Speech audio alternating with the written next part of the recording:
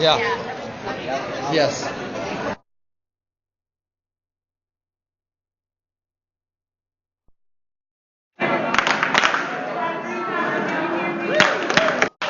4 times if you can hear me.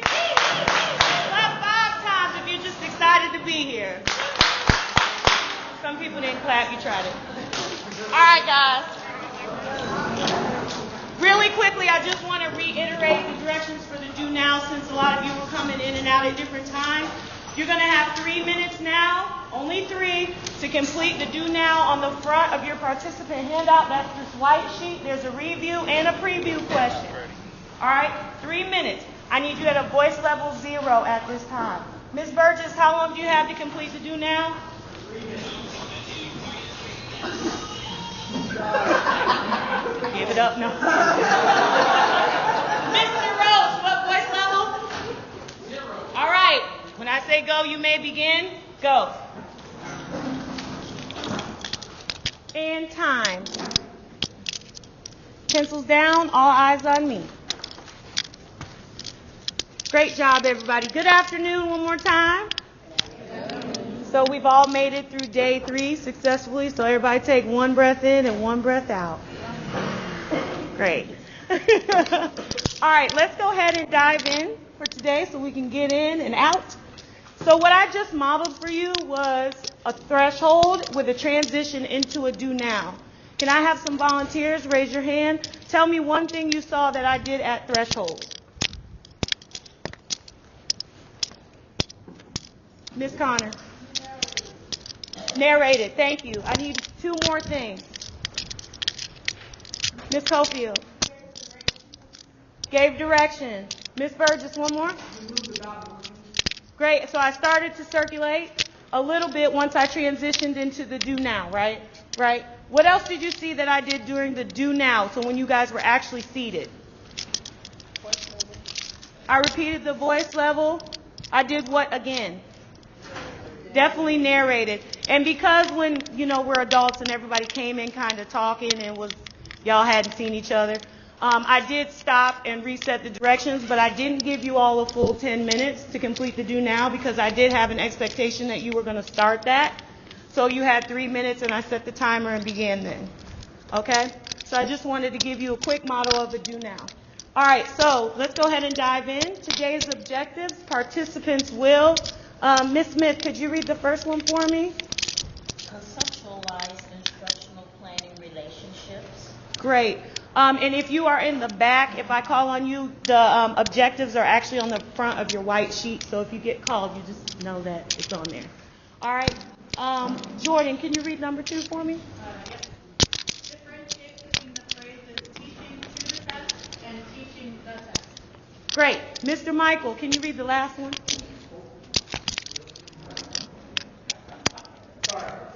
It's on your white sheet. Everybody's trying to help you. With the end in mind by taking an assessment and utilizing the KUZ process to analyze assessment questions for content and skills. Great job, Mr. Michael. I appreciate your perseverance. You realized you couldn't see, so you came on up here and read it. Great. So I'm going to turn it over to Dr. Barnes-Jones. She's going to let you know a little bit more about what we're going to do today. All right. So at the beginning, first of all,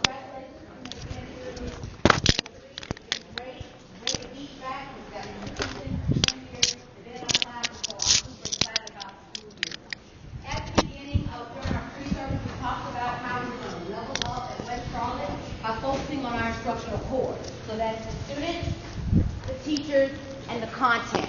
While part of that is ensuring effective instructional planning.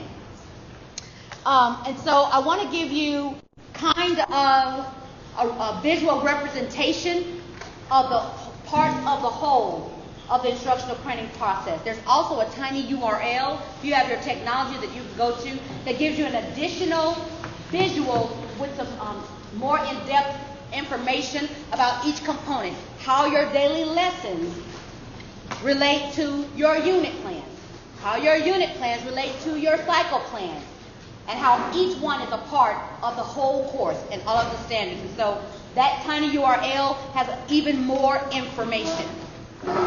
today you're going to understand that in a deeper way. During the Do Now, you had an opportunity to reflect on this question. What is the difference in teaching to the test and teaching the test? I sent some pre-reading yesterday. I know you had all the time in the world to get to that, and you probably all read it. But if you didn't, it's okay. You reflected on it. I'm going to give you a moment at your table right now with your table partners to discuss what you reflected on. What is the difference of teaching to the test and teaching the test? So when I say go, turn to your elbow partner and for 60 seconds discuss your answers. The difference between teaching to the test and teaching the test. Ready, go. All right, we're going to come back together in 5, 4, 3, 2, and 1. I heard some really good conversation. The difference between teaching to the test and teaching the test. And I'm actually going to call on Luke to give, to share with us what you shared at your table. So Ms. Burgess and I were just talking over this a little bit. When we said teaching to the test, that was kind of going over the concepts that were on the test and allowing the students to gain a mastery. Meanwhile, teaching the test, I took that as quite literally teaching the test.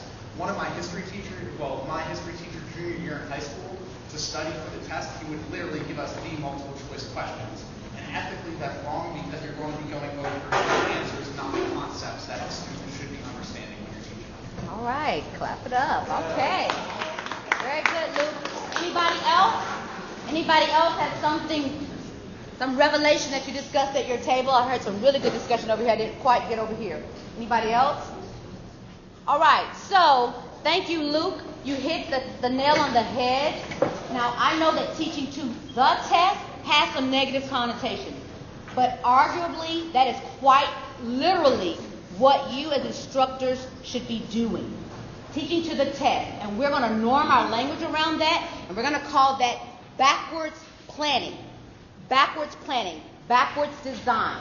That means you're going to start with the assessment and you're going to plan backwards from there. So what benefit might it be to take an assessment before planning your lesson? Are there any benefits to taking the assessment before planning your lesson? Jahari, looks like you have something burning you. You're going, yes, it is. What's the benefit? You know what your students may know and you know what they may not know.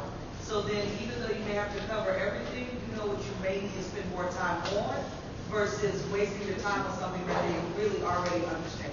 Okay, anybody else? Raya, famous, Facebook famous.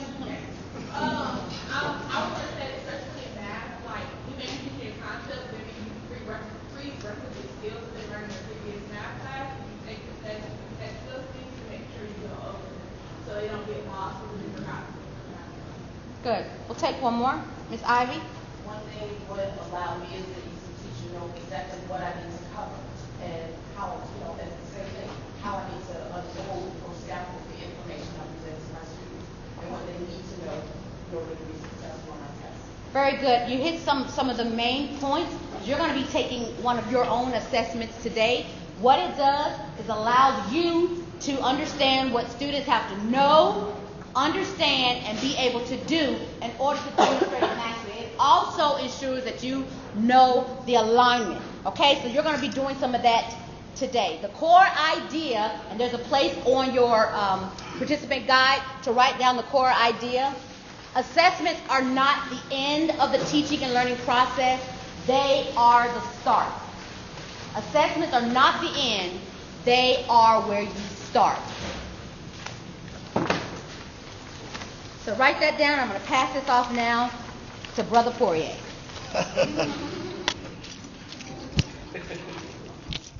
Okay, so now that we have an understanding that assessments are the very starting point that the instructional design and teaching and learning process happens, we're going to take an assessment. Some of you also noticed that I put this little necklace on and we're looking at what's that? That is our camera that's recording this PD to go back and reference, and also so that we get better at presenting and that sort of thing. It's really a coaching tool. So for NCFE and EOC content areas, you have copies of the assessment on your table, And the other content areas were asked to bring an assessment to the PD today.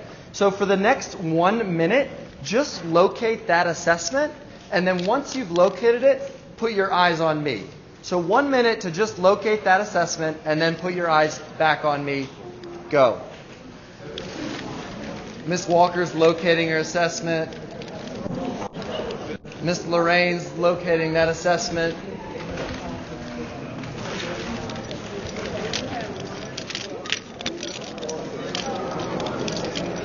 Miss Davis is locating her assessment.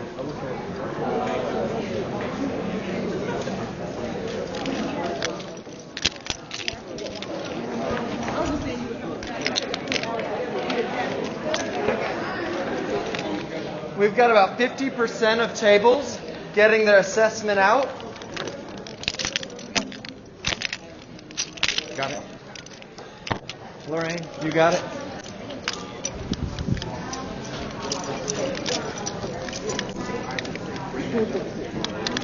Okay, I'm going to bring us back together in 3, 2, 1. Eyes on me. Miss LaSalle has her eyes on me. Miss Dowles has her eyes on me. Miss White has her eyes on me. Got 100% of eyes on me. So when I say go, you're going to silently and independently spend the next 10 minutes taking this assessment.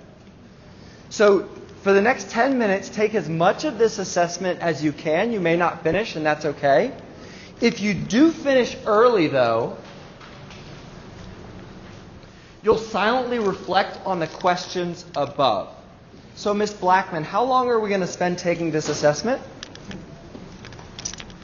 10 minutes. Great. And Mr. Walker, what is our voice level going to be at while we take this assessment? 0. Thank you.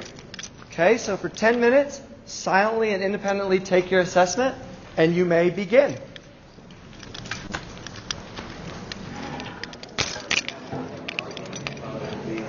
All right, pencils down and eyes on me in 3, 2, 1. Miss Walter has her eyes on me. Miss Parker has her eyes on me. Mr. Michael has his eyes on me. Great. So we didn't quite get through the full 10 minutes of that, but based on the noise level, I could feel that everyone was finished with their assessment.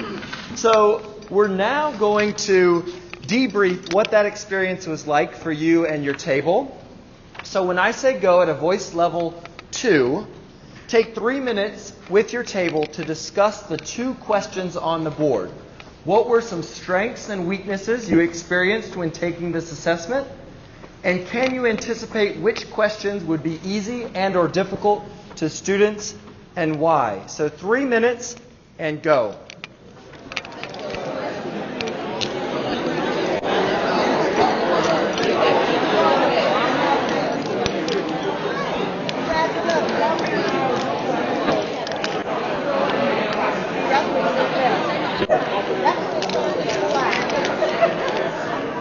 All right, voices off in 3, 2.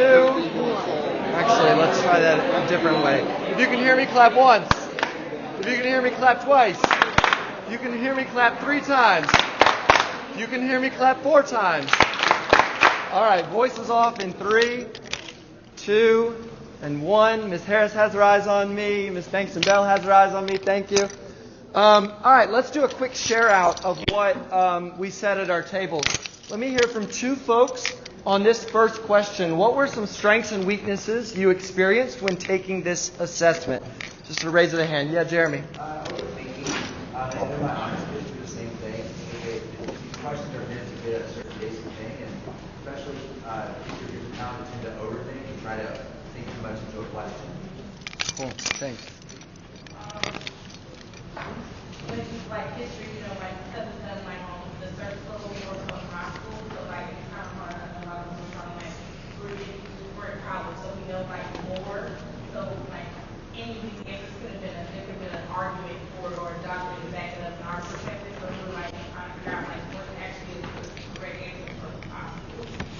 Got it. Cool. Thanks, social studies. Another content area. Yeah, Mr. Cooper. Yeah, so I think doing like math in 10 minutes is like really easy to like think you're solving for one thing and either like stop early or keep going and like definitely sort of like misreading questions. Like there's definitely a couple of times where I'm like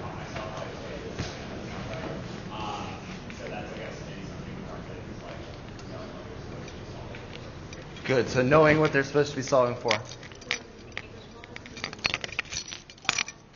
we realized as a group was the differences between elementary, middle, and high school. We were talking about a question that's asking for the central idea, and our students would automatically not realize they're still asking for the main idea. So we were talking about where Ms. Smith is used to teaching middle. For them, they look at the title, that's how they're taught. That whatever the title, that's the main idea. Whereas here, we have to expand the rigor. We have to build on that and let them know, no, that's a clue to what's in there. And build on teaching them that central idea and main idea are the same thing. Got it. So really Working on our rigor. taking a question down. Building the life. Cool. How about on this second question? Can you anticipate which questions would be easy and or difficult to students to answer and why? Let's hear from a few folks on that one. Yeah, Ms. Richardson. I would say, as far as the motivating and a lot of our students are really, really good at that aspect of it. They know you do have a time. But when they get expected, they have to go to the and interpret and analyze, they struggle. So they know facts. They know this is here, where, all of that. But when I put a section in front of them, it's almost like they forget everything. Because it's what we learn in class. No, what we learn in class, I gave you background. Now you have to really go through yourself and give me that back. Now I know that they're struggling with literacy and comprehension. They can't read, write, and comprehend. So knowing which questions on your assessment are assessing more than just fact is important. Yeah, Ms. Ayers. For my content area, my students are learning a lot of the words and the vocabulary that they're being exposed to for the first time. They haven't heard it in history or geography, so it can be difficult for them because some of the terms, they might have the simplest definition, but because the word is completely foreign to them, it's a little more challenging.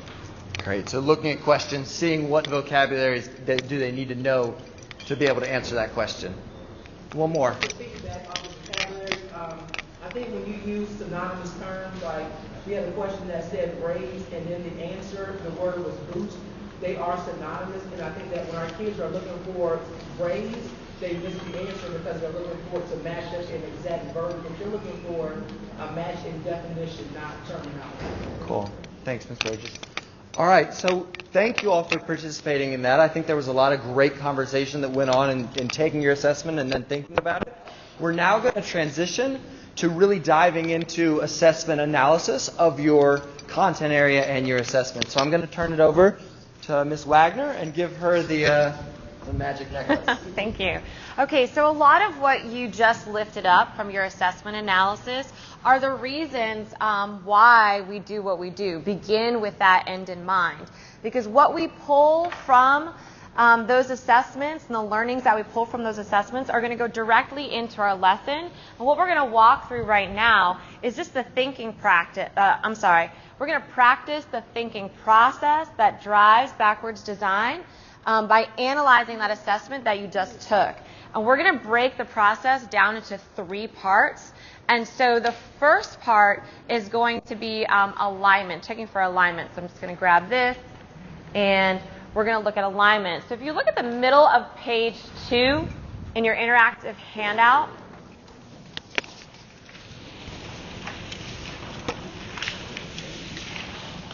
what you'll see is an exemplar of just like a little chart. If we imagine we are looking at any, this happens to be a science content, but learn check number 1, and we've got the item numbers there. What we're doing is we're going to check at this point, is this item accurately aligned to the standard that it's assessing? And this is a great starting point for that assessment review process, particularly if you didn't create those assessments, right? So now's our opportunity to say, let's double check for alignment. And again, we just do so by indicating, 1, what is the source? So using our common assessment language around, this comes from Common Interest Assessment 1, question number 1, or Learn Check 1, question number 1. That's the item number, and then what standard. So what I want you to do right now is you're going to have an opportunity to just practice this. You can work with the people at your team. As you look for each question, go ahead and align each item number to the standard that it assesses. Okay? Now, if you don't have a multiple choice assessment, that's okay. Go ahead and pull up your standards and just double check, what does this assessment, this performance assessment, what standards or standards do they align to? We'll give you 5 minutes to do that at your tables working on a voice level 1. Are there any questions? Okay, let me do a check for understanding. So, Ms. Brown, what are we going to spend the next 5 minutes doing?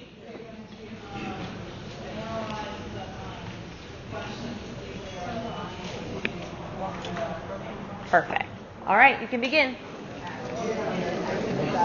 Okay, let's bring it back together in 3, 2, 1, 0. Great.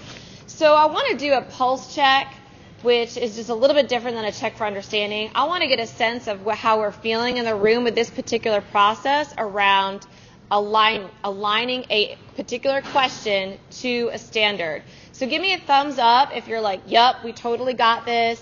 Thumbs to the side if you're like, not sure, but with a little more practice, I might be okay. Or thumbs down if you're completely lost and an ILT member needs to follow up with you at some point. So go ahead. So I'm looking around the room. I want to see back here at this table. So I see a lot, mostly thumbs up, which is great, and a few thumbs to the side. Okay, great. So just to model, that is not a check for understanding. That's just a pulse check to get a vibe. But I'm going to go with that. We're going to move on to the next section because I think we're ready. So the next part, if you turn to page 3 in your interactive handout,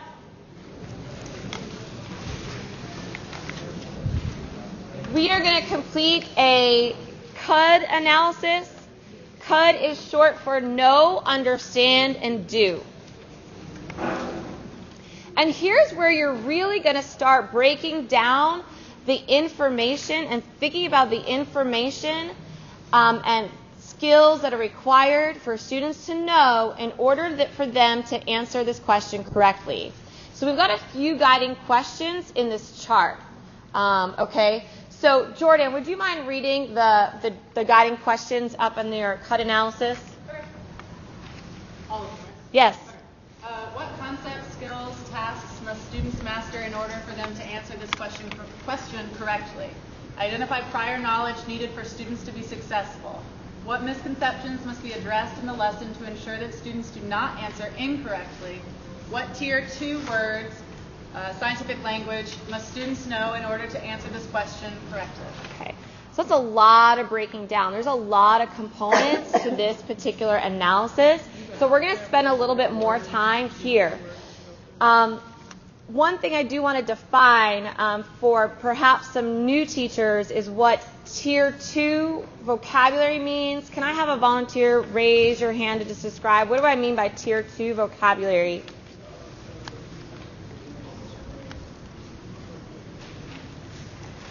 Ms. Connor? Yeah. Can you speak up a little bit louder? Yes. Thank you. Tier 2 is going to be covered across several disciplines. For example, tier 2 word would be differentiation. Students hear that word in science, math, English, history as well. And yes. Yes. Okay.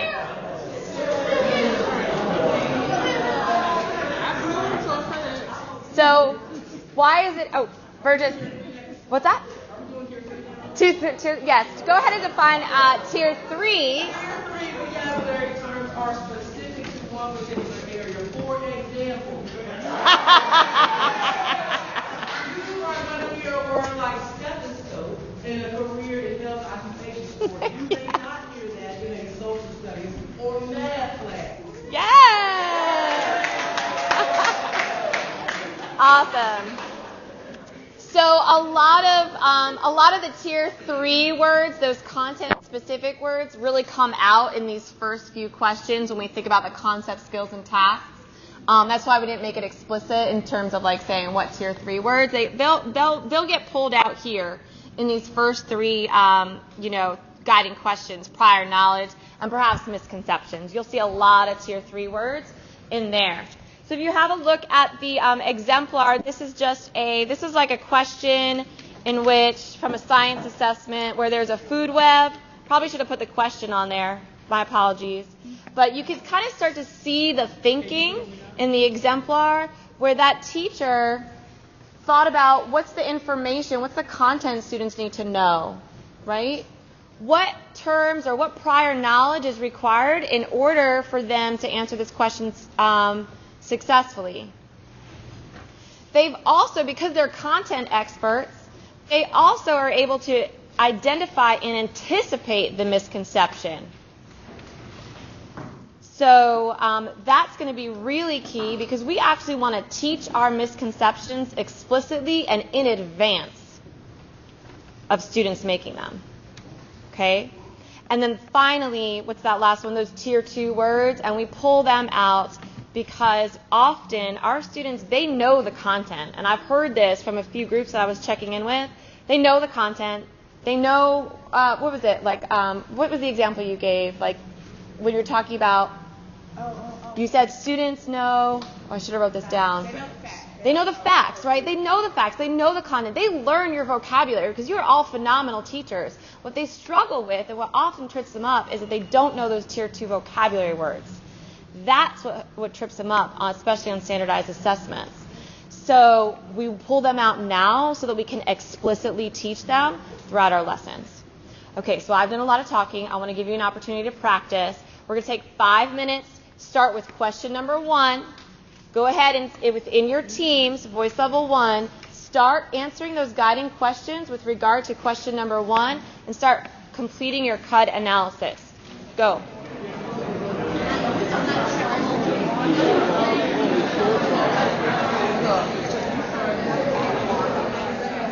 Please pause your conversations in 3, 2, 1, 0. Thank you. I really hate pausing these conversations because they're actually really phenomenal. And I know as someone who teaches science, that's my passion, that's my content, and I love talking about my content. So we're going to do another quick pulse check. Thumbs up if this process was good, we got it, I'm ready to rock and roll independently. Thumbs to the side is I think I'll get there with a little bit more practice. Thumbs down is I definitely need some follow-up. So just go ahead and give me a thumbs up, thumbs to the side, thumbs down for this particular KUD analysis. Okay, great, good. So for the most part, we're all feeling really great. Excellent. So we're going to transition to the last part of the analysis, and this is cycle plan preparation. Okay, for those of you who are new to West Charlotte, cycle plan is what we call lesson plan, and we're going to use this assessment to start thinking about and making that transition to the actual lesson planning. Okay, so on page 4, you will see the guiding questions for what cycle plan preparation looks like. Okay? So once you've broken down the content, now you're ready to start thinking about what questions could I ask to assess this concept, but I'm going to ask that question maybe in a different way. And this is how we avoid teaching the test. So I've identified what the concepts are. Now let me create a question that's similar and to assess that content. So you're going to do that. You're also going to write an objective. We're going to dive deeper into objective writing at another time. But from that assessment question or from that question, you'll write an objective. And now you're thinking about, okay, well, when am I going to teach this? And now you're ready to look at your pacing calendar and say, great. So this objective is going to be taught on cycle 1, day 5. And these questions that I'm creating now at this time, they might be my exit ticket questions for that lesson. They might be my check for understanding questions for that lesson. So that I'm able to gauge and to collect data on that content throughout that entire lesson. have a look at the exemplar.